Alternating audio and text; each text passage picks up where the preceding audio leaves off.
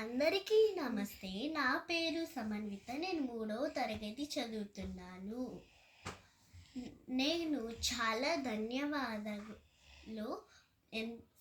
Free గురుకులకి.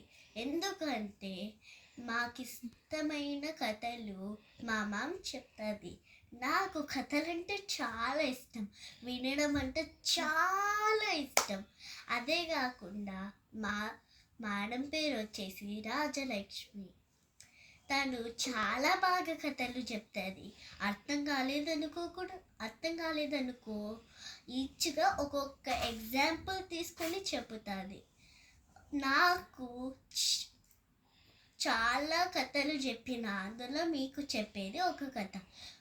అదే కాకుండా రోజు ఒక్కొక్క పాట నేర్పిస్తుంది.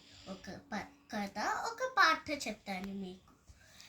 అందుకని మీకోసమని నేను ఒక పద్యం, ఒక పాట, ఒక కథ చెప్తాను. వినండి. నా కథ పేరు వచ్చేసి 4 అన్నతమ్ముళ్ళు అలాగే ఒక అస్థి పంజరం. 4 అన్నతమ్ముళ్ళు అన్నాడు. అందులో ఒకరికి చదువు మీద ధ్యాస లేదు. వాళ్ళకి నాలెడ్జ్ అనేది చాలా బాగుంటుంది. మిగతా ముగ్గురికి చదువు అంటే ఉంటుంది కానీ నాలెడ్జ్ ఉండదు. వాళ్ళు చనిపోయిన వాళ్ళని మళ్ళీ బ్రతికిస్తారు. అట్లా వాళ్ళు 3 ఒకసారి ఏమనుకున్నారంటే, రాజుగారికి వెళ్ళి మన విద్యను చూసుకుంటే మనకి ఏదో ఒక జాబ్ వస్తుందిలే అనుకున్నారు. అలా 4వ వాడిని కూడా అడుగుతున్నారు, నేను వస్తారా ప్లీజ్ అన్నారు.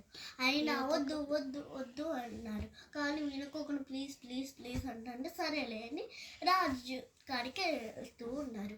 అట్లా కొండలు దాటుతున్నారు, చాలా నదులు, అలాగే చాలా అడవిలో. అట్లా ఒక అడవిలో ఆకలితో చనిపోయిన సింహం ఉండే. ఆ సింహాన్ని మా 3 అన్నతమ్ముళ్ళు ఏమనుకున్నారంటే ఆ సింహాన్ని బ్రతికిస్తామనుకున్నారు. అట్లా బ్రతికిస్తామనుకుంటే 4వ వాడు వద్దు వద్దు నా కూడా వినుకోకుండా ఇప్పుడు మనము చెప్తే మళ్ళీ రాజుకాడికి బాగా ఏమైనా వస్తాయేమో అనుకున్నాను. కానీ 4వ వాడు ఎంత చెప్పినా వినట్లా. సరేలే అని 4వ వాడు చెట్టు ఎక్కేస్తారు. అట్లా ఒక నిమిషంలో ఆ పులి లేసి వచ్చేసింది. అట్లా అది చాలా ఆకలితో ఉండడం వల్ల ఆ 3 అన్నతమ్ముల్ని తినేసింది. అందుకే లోక జ్ఞానం ఎక్కువ ఉండాలి విద్యల కన్నా. నా పాట వచ్చేసి,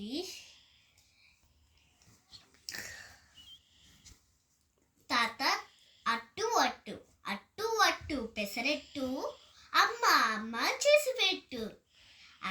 చెట్టు చెట్టు పువ్వు చెట్టు అక్క అక్క కోసిపెట్టు. అత్త అత్త బొట్టు బొట్టు ఎర్రబొట్టు అత్త అత్త నుదిటిని పెట్టు. జుట్టు జుట్టు తెల్ల జుట్టు